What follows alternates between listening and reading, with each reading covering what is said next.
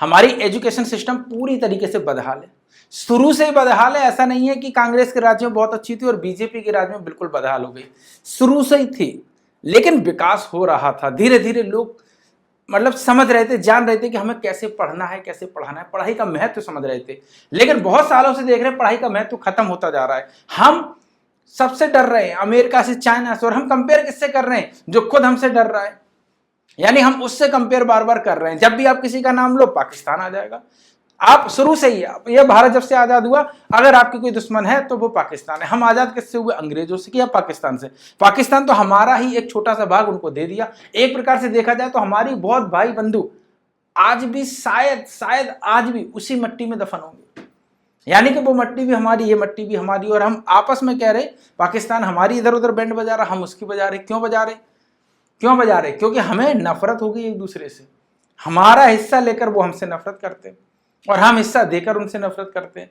यही पाकिस्तान अगर सिर्फ इतना सोचता कि ठीक है हमें भारत से ही दोस्ती रखनी है, बहुत कमाता, करोड़पति बन जाता, भाई उसके पास भी टेक्नोलॉजी होती है। लेकिन उसने कौन सा रास्ता चुना?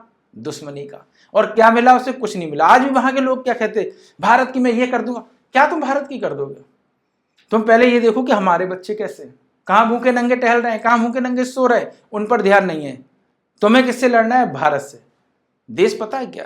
देश, भारत देश क्या है सर? भारत देश ये जगह जो है भारत है, ये भारत देश नहीं है। भारत देश है भारत में रहने वाले लोग, ये होता है देश। यहाँ के एनिमल, ये होता है देश। यहाँ के पशु पक्षी पेड़ पौधे, ये होते हैं देश। यहाँ की नदियां, ये है देश। और इसकी रक्षा करना, ये है राष्ट्रवाद। उनको सही से पानी पिलाना, सही से उड़ाना, कहीं भी किसी को भी तकलीफ है, चाहे वो एनिमल हो, चाहे वो लोग हो, चाहे किसी भी प्रकार से कोई भी हो, उनकी रक्षा करना ही राष्ट्रवाद होता है। चाहे वो किसी के रूप में भी करें। ये नहीं कि किसी ने कहा कि अरे यार मैंने जनगण मन, मतलब एक मैं देख रहा था एक बच्ची क्या, वो एक बड़ी उम्र की थी, कोई शायद दिमाग से भी थोड़ी सी वैसी होगी या होगा, पता नहीं वो कौन था। तो वो जनगण मन अधिनायक को मतलब बड़े गलत वे में, मतलब कि उसकी हंसी उड़ाते हुए उसने अपना पूरा का पूरा गाना बनाया। बहुत सारे लोगों को राष्ट्रवाद जाग गया, वो उसको लगातार गालियां दे रहे थे, उसने माफी मांगी, उसको लगातार गालियां मिल रही थी। राष्ट्रवाद क्या है? लोग, यानी कि वो हमारे लोग था, हमारे हिस्सा था। अगर उसने गाली दी तो हमें क्या कर्तव्य बनता है? क्या उसको जूते मारने चाहिए? बिल्कुल नहीं। हमारा कर्तव्य बनता है उसको समझाने का। मैं आज भी कह रहा हूं कि अगर भारत के सारे लोग जो कहते कि नहीं मैं तो हिंदू हूं, मुस्लिमों से नफरत करूंगा, अगर आप एक बार इतना अच्छा प्रेम करके देखो, हो सकता है वो खुद मुस्लिम ना रहे, या वही मुस्लिम एक बार इतना अच्छा प्रेम करके देखें, हो सकता है वो हिंदू ना रहे। क्योंकि नफरत में क्या है कि दूसरे को भी नफरत बढ़ेगी, और यही नफरत हमारे देश में, हमारी दुनिया में सबसे बड़ा कलंक है। तो बस मैं यही कहना चाहता हूं, चाहे पाकिस्तान हो, चाहे भारत हो, चाहे दुनिया का कोई भी देश हो, मित्रता ही आपको पैसे कमाने और आपके देश में संपन्नता ला सकती है। इसके पीछे का रीजन भी समझ लो, मित्रता क्यों? क्योंकि आज वो दुनिया नहीं रही है कि हमें अपने ही भारत में रोजगार करना है, पैसे कमाना है। आज पूरी दुनिया ऑनलाइन हो चुकी है, ट्रेडिंग होती है, इधर उधर आदान प्रदान होता है। जितना हम जिससे ज्यादा मित्रता करेंगे उतना ही पैसा कमाएंगे। अब चाइना को देख लो, चाइना जानता है कि भारत से दुश्मनी नहीं करनी, ये बात चाइना जानता है, इसीलिए वो कभी भी डायरेक्ट हमले नहीं करता, क्योंकि वो डायरेक्ट जानता है कि भारत से दुश्मनी मतलब कि हमारा रोजगार छीनना। और देखो भारत से ही वो लूट कर खुद कितना पैसे वाला, खुद कितना पावरफुल हो गया। क्योंकि चाइनीज माल वो जानता है कि भारत, पाकिस्तान, ये जो देश है, इन पर हमारी खपत है और इनसे डायरेक्ट लड़कर हम नुकसान करेंगे। चाहे हम कितनी जमीन ले लेंगे, हम एक ये हिस्सा ले लेंगे। हम कह रहे हम ये हिस्सा लेने के बजाय हम यहां अपना प्रोडक्ट बेचेंगे, अपनी मार्केटिंग करेंगे, और जो पूरी जगह है उस पर भी मार्केटिंग करेंगे। तो हम इसके लिए नहीं लड़ेंगे, हम तो पूरे देश में बेचेंगे माल और टेक्नोलॉजी अपने देश में लाएंगे। यही चाइना की सबसे बड़ी पॉलिसी, और इसीलिए वो पूरी दुनिया में हर जगह अपने माल पहुंचाता है, मित्रता रखता है, किसी से लड़ाई नहीं करता। वो क्या उसके पास पावर नहीं है? उसके पास भी बहुत पावर है। वो कभी भी युद्ध में नहीं भिड़ता।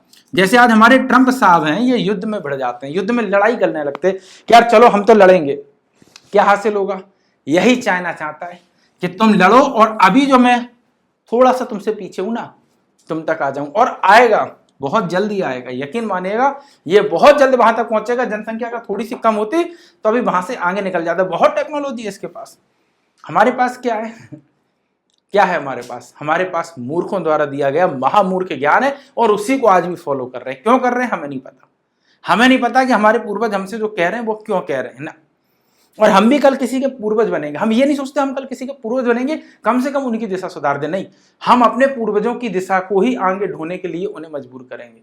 इसीलिए हमारे पास जात पात है, इसीलिए हमारे पास कोई ऊंचा है कोई नीचा है। हम अपनी औरतों को मारते हैं, औरतों को पीटते हैं, औरतों के बारे में ये सोचते हैं, या हम यही सोचते हैं कि औरतें ऐसी ही हैं।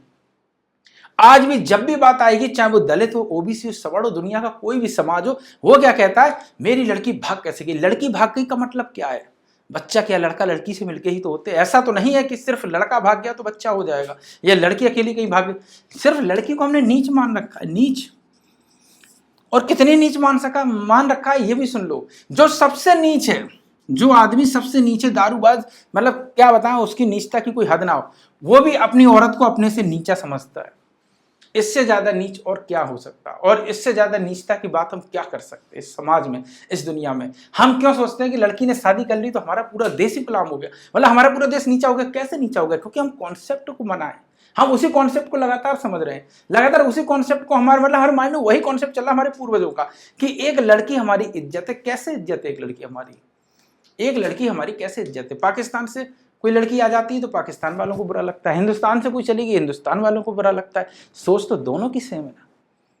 चाइना शायद कभी ऐसा कहता होगा कि हमारी लड़की किसी देश में चली गई, क्योंकि वो इस कॉन्सेप्ट को समझते रही है। उसके लिए कॉन्सेप्ट ही नहीं है लड़की, लड़की आपके लिए कॉन्सेप्ट है। इसीलिए वहां बलात्कार कम होंगे, यहाँ बलात्कार ज्यादा होंगे, क्योंकि यहाँ लड़की कॉन्सेप्ट है। आज है तो नशे की धुत में और किसी से दुश्मनी है तो दुश्मनी में ही बलात्कार कर लेते। क्यों करते?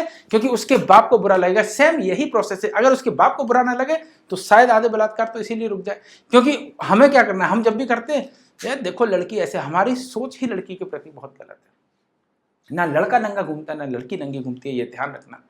सबके अपने अपने तरीके हैं रहने का, सहने का, सबका।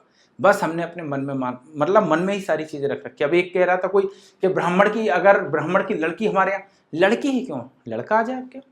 अगर यही ब्राह्मण का है कि आपकी हमारी लड़की चलेगी, बताओ कितनी नालायक है। लड़की ही क्यों, लड़का चला जाए तो भी नालायक है, और नहीं नालायक है तो इसका मतलब कि आप उसको बराबर नहीं मानते। यानी कि दोनों ही हमारे लिए बराबर है, लड़की और लड़का। अगर वास्तव में प्रेम करना है तो अपने देश से करो। राष्ट्रवाद का मतलब है भारत के लोग, और भारत के लोग का मतलब ऊंच नीच नहीं, पूरी दुनिया एक। कभी हम बहुत सारे कॉन्सेप्ट पर बात करेंगे। दरअसल में ये पढ़ाने वाला चैनल है, तो